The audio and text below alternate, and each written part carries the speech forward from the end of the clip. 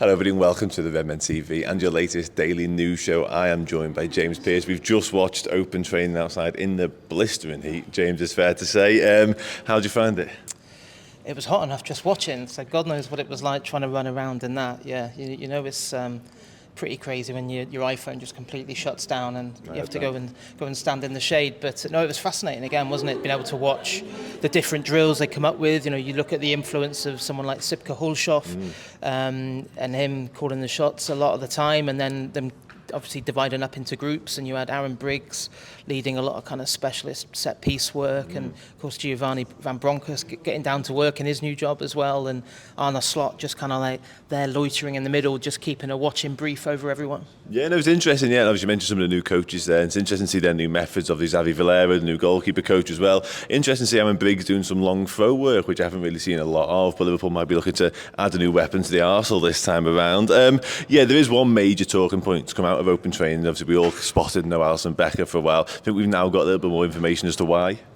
Yeah, a personal matter that's meant that he's already left the squad here in Tokyo and has flown off. So yeah, I believe that happened overnight. Liverpool not commenting any further on that, as you'd quite expect with it being a personal matter, and the plan is for Alisson to link back up with the squad on their return to the UK. Of course, Slot's still well stocked in the goalkeeping department with, I'm sure we'll see Mamadashvili starting the game, and if he does need to make a change, he's got Woodman, he's got Pexi, hasn't he, and Monsieur as well. So yeah, it doesn't really leave Liverpool too short. No, it doesn't, and it's been an interesting tour so far in terms of sort of the comings and goings, if you like. So obviously we saw Joe Gomez go home the other day. Ekitike arrived. We just watched him train in person for the first time, of course.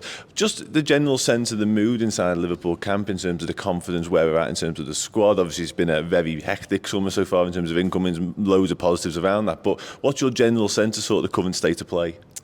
Yeah, it all seems very relaxed and positive to me. Yeah, I think I think there's that kind of buoyancy that's kind of still there from obviously the high of winning the title last season, and the fact that Slot's methods work so well. So I don't think we're going to see an awful lot change stylistically. I think speaking to people around the squad, I think the influx of new talent I think has given everyone a lift. Of course there's still a bit of business still to be done. We're waiting to see where they move next in the market. I think obviously Diaz said his goodbyes. But I think, although it's sad to see him go, and he leaves behind some great memories, personally I think it's a good deal for Liverpool. No, I agree. We'll touch on that deal in a bit more detail in a moment. I think you're right. It's often been the case this week. It's been reiterated to me a few times by the legends that we've managed to speak to about the fresh faces, adding that fresh impetus and fresh energy, if you like. And Liverpool have done that, and then some so far this summer. You touch on Diaz there. Obviously, we know now he's jetted off. He may well be in Germany at the time of recording. But yeah, just on that deal, it feels like we spoke last week back in Hong Kong about Liverpool sort of setting a benchmark of a price. That's obviously come down somewhat. They have sort of found that compromise. Yeah. Do you think that's been sort of, it's a good deal for all parties for what it's worth, I think, but do you think it was sort of not forced hand, but Diaz was clearly so keen on the move? And there's some talk about Liverpool offering a couple of new deals as well. How do you think they sort of came to that, we're best off letting him go?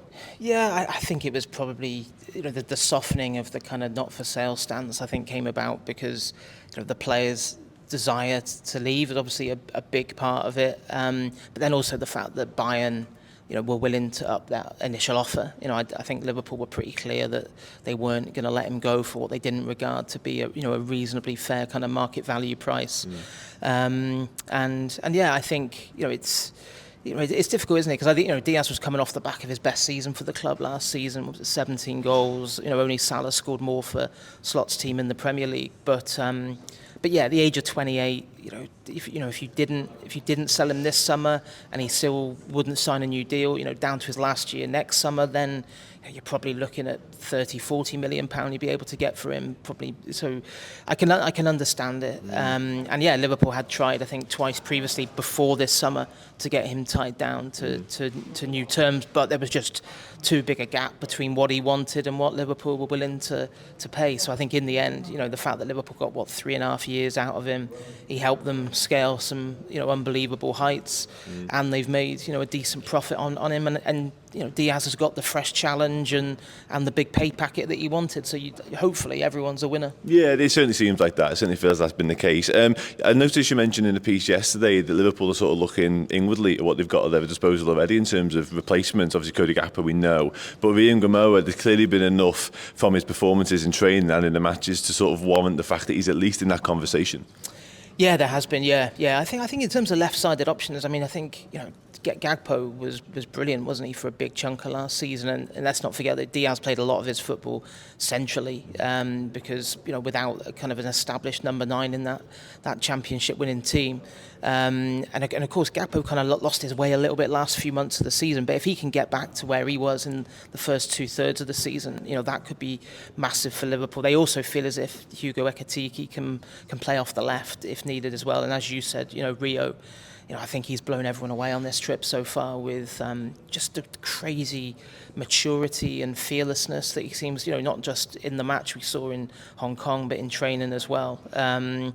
It's funny, you can tell from speaking to people that there's this like excitement, but then mixed with a kind of let's not get too carried away, because the kid's still only 16, which is hard to believe, because he seems to have really, physically looks much better able now to handle the demands of senior football, and so I think that's a difficult balancing act, because you don't want to expect too much too soon from Gamoa, but by the same token, you don't want to bring in someone else who potentially blocks his pathway, because I think he could have a role to play for Slot's team. I know he only got a taste of it, didn't he, last season with that FA Cup tie against Accrington, but I think we'll be seeing a lot more of him. No, I agree. It's scary, the potential that he's got on the talent that he's got, and I have to almost curb my own enthusiasm when talking about him, because you do get carried away. You have to rein it in a little bit. I do exactly the same thing. Just going to quickly touch on Isak before we wrap up. Obviously, still remains sort of Liverpool's dream target. There's a lot of noise from the Newcastle end. Obviously, didn't go on that Singapore trip. Isak seemingly wants Liverpool as well. Are we expecting or anticipating any movement in terms of like a bid being placed in the coming days?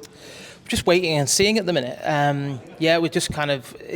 I think Liverpool's stance is that that essentially they've been told Isak is not for sale, and I think if they get wind of the fact that stance has softened, then I would expect them to really test that resolve. Up to this point that hasn't happened.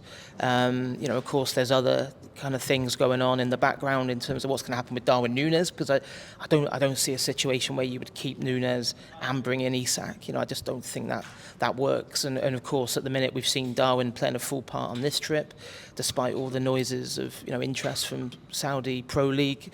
Nothing's kind of cemented itself in the form of a bid yet. So and then someone like Harvey Elliott, again, someone else who could generate a really significant amount to go towards a deal like that.